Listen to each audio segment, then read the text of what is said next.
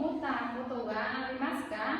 いえ、一度も富士山に登ったことがありません。ジャンさん、富士山はどんな山ですか？日本で一番高い山です。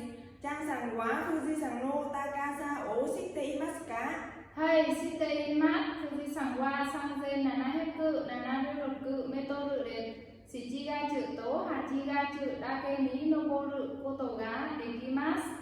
そうですが、今年の9月に日本へ来てからぜひ登ってみます。ぜひ登ってみてください。暖かい服を持っていってね。はい、わかりました。どうもありがとうございました。